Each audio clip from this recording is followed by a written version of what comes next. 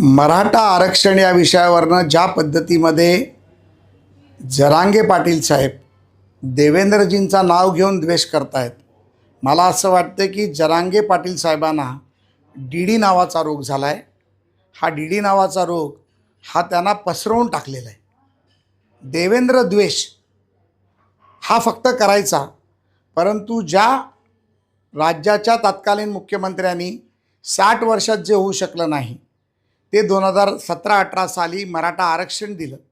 मराठांच्या मुलांचा विकास व्हावा म्हणून शैक्षणिक पद्धतीमध्ये बदल केला. फॉरेनला मुलं शिकावी जावी म्हणून त्याच्यासाठी प्रयत्न केला. मराठांच्या मुलांना नोकऱ्या मिळाव्या म्हणून आरक्षणाचा भाग केला.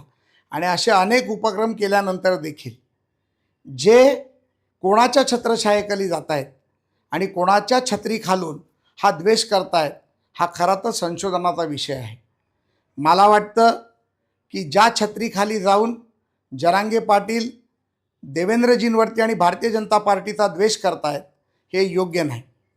काल माननीय दरेकरांच्या बोलण्यावरती त्यांनी आवाहन केलं की दरेकरांनी अंतरवाली सराटीमध्ये यावं. मला त्यांच्या मतदारसंघातून 350 फोन आले. जरांगे पाटील साहेब, खरं तर आपल्या आजूबाजूची जी पिल्लावळ आहे ही खरं आपल्याला चुकीचं ज्ञान देते.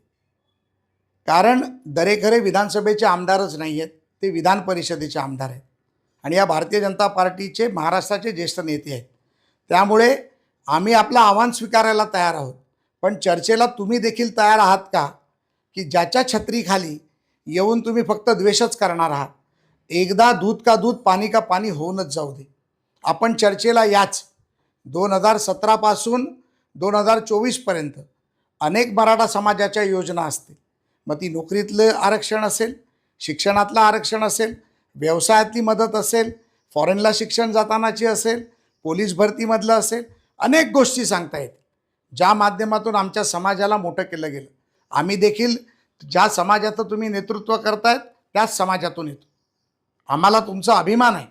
पण ज्या पद्धतीमध्ये एका विशिष्ट व्यक्तीला टार्गेट करून जे राजकारण केलं जातं आहे, मला वाटतं जर राजकारणच करायचं असेल तर आपण राजकारणात यावं आणि राजकारणाचं उत्तर राजकारणाने द्यावं. आणि जर समाजासाठी लढायचं असेल तर समाजासाठी लढत असताना ते चर्चेतून मार्ग काढायला हवा. आम्ही हेच करणार.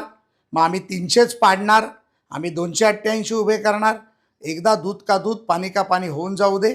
चर्चेला आम्ही देखील तयार आहोत, तुम्ही देखील तयार व्हा आणि ह्या द्वेषाचं राजकारण